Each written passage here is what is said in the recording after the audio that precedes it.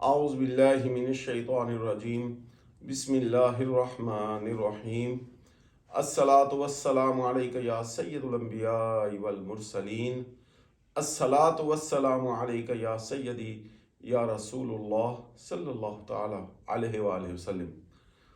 नाज़रीन किराम, जो आज आपको एक ऐसा अमल बताने लगा हूँ, ये वो गलतियाँ हैं जो हम अक्सर अपने घरों में करते हैं, जिसकी वजह से हमारे घर में मनहूसियत डेरे डाल लेती है, रिज़्क़ में बरकत ख़त्म हो जाती है और जो रोज़ी हमारे लिए नाजिल होती है वो वापस चली जाती है। इन बातों को गौर से और ध्यान से सुनिएगा और आप इस पर अमल करें।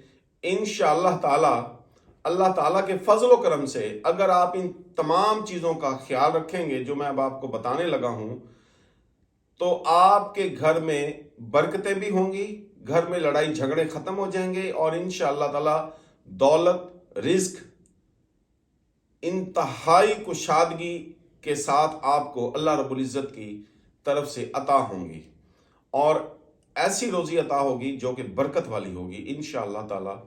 तो चलिए सुनते हैं। सबसे पहले, अगर आपके घर में कोई अटैच वाशरूम है, आपके बेडरूम में अटैच वाशरूम है, आप वो इस्तेमाल करते हैं, तो उसका दरवाज़ा कभी भी आप खुला मत छोड़ें। आम तौर पे लोग उसको खुला छोड़ देते हैं वेंटिलेशन के लिए। आपने ये काम हरगिज़ भी नहीं करना। अगर आपका मकसद वेंटिलेशन है तो फिर आप उसमें एक एग्जॉस्ट फैन लगवा लीजिए। दूसरा ये कि वाशरूम के अंदर अक्सर लोगों ने शीशा लगाया हुआ होता है, कोशिश कीजिए उसके अंदर मेकअप, कंघा वगैरह हरगिज़ मत कीजिए।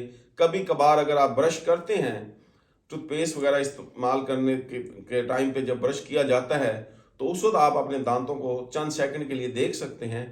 बसूरत दीगर आप बिल्कुल भी वॉशरूम के अंदर आईना बिल्कुल मत देखिए। ये दो बातें हो गई।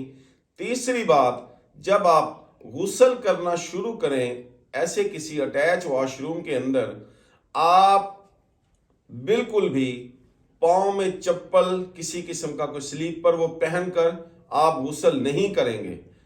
ये इंतहाई सख्त मना है, इस्लाम में इसकी ममानियत है।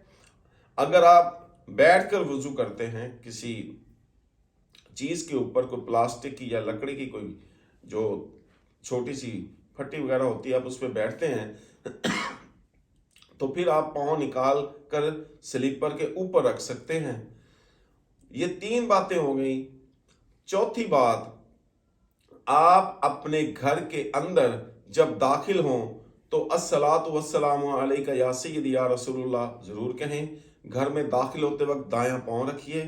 सबसे पहले औज़ु बिल्लाहि मिनश शैतानिर रजीम बिस्मिल्लाहिर रहमानिर रहीम पढ़िए और घर वालों को अस्सलामु अलैकुम व रहमतुल्लाहि व बरकातहू कहने के बाद 3 मरतबा सूरह इखलास लाजमी पढ़िए। कुल हुवल्लाहु अहद अल्लाहुस समद लम यलिद वलम यूलद वलम यकुल लहू कुफुवन अहद।